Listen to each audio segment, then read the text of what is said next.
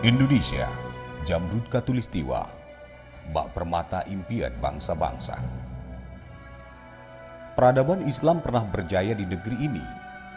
Peradaban Islam dengan segala kemuliaannya tidak lepas dari peran ulama-ulama yang ikhlas, sehingga Islam diterima dengan mudah. Negeri ini melahirkan ulama-ulama terkemuka bahkan termasyhur hingga penjuru dunia.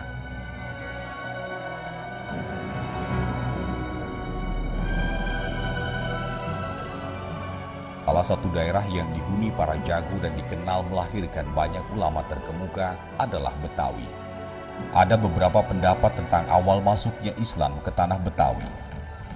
Pendapat umum adalah pada saat Fatahillah menyerbu Sunda Kelapa untuk menghapuskan pendudukan Portugis pada tahun 1527 Masehi.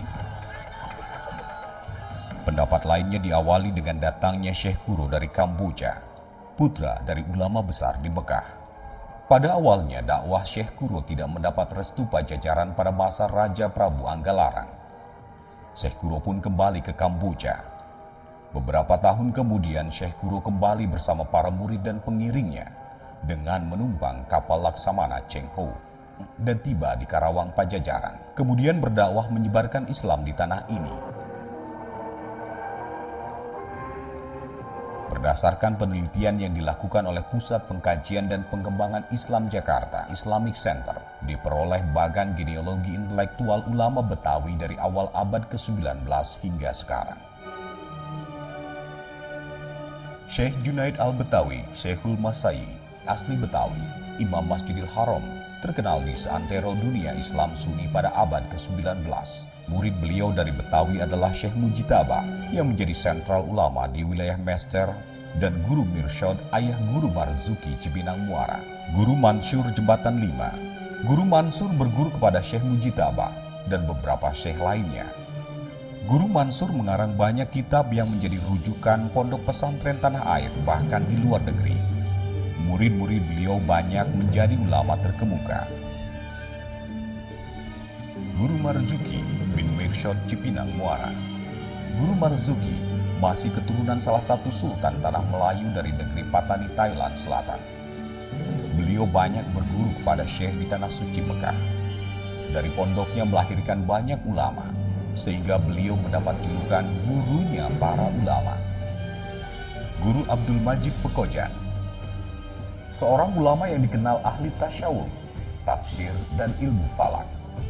Pernah bermukim di Mekah mendalami ilmu tafsir, fikih, ushul fikih, dan hadis dari beberapa syekh di sana.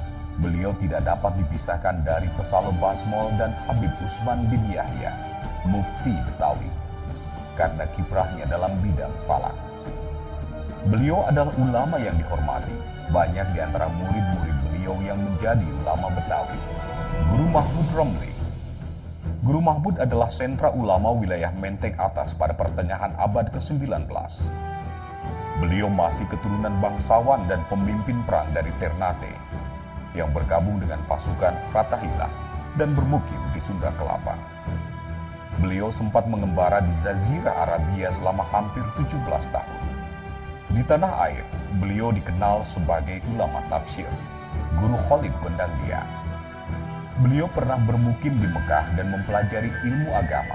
Di antara guru-gurunya adalah Syekh Mukhtar At-Tarif dan Syekh Umar Bajunai. Guru Khalid menjadi sentra ulama di wilayah Gondangdia pertengahan abad ke-19. Dan muridnya banyak yang menjadi ulama terkemuka Betawi. Guru Mugni Kuningan.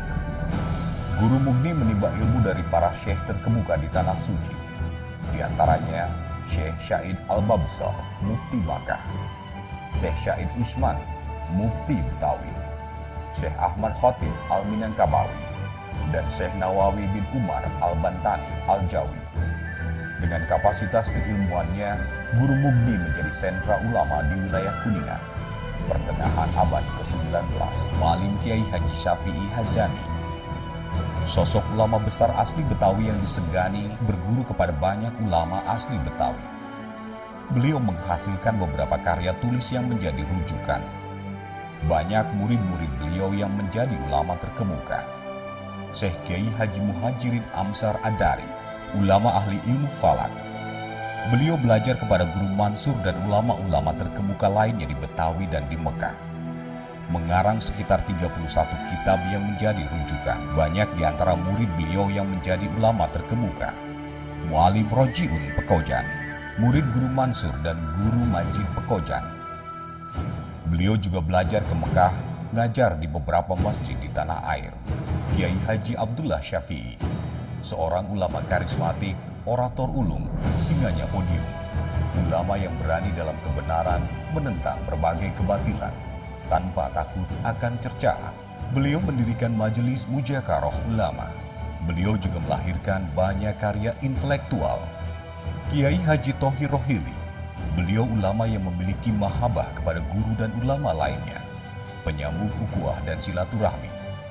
Kiprah perjuangan beliau dalam dunia pendidikan mendirikan perguruan Islam atau Hiriyah. Guru Naim Cipete, seorang ulama keturunan Jawara ini selain menimba ilmu dari Guru Mugi, juga dari para guru terkemuka di tanah Betawi, termasuk para syekh di tanah suci. Beliau juga dekat dengan para habaib. Beliau selalu bersemangat menyebarkan ilmu yang dimiliki, mengajar dan mengisi ceramah di berbagai tempat. Kiai Haji Nur Ali, seorang ulama karismatik dan pejuang dengan semangat jihadnya ikut berperang melawan penjajah Hindia Belanda. Beliau murid Guru Marzuki Cipinang Muara. Beliau juga belajar kepada Syekh Ali Al-Maliki dan beberapa syekh lainnya di tanah suci Mekah. Estafet ilmu dan perjuangan ulama dalam membentengi akidah umat akan terus hidup tak lekang oleh zaman. Mereka akan tetap ada di tengah umat laksana cahaya.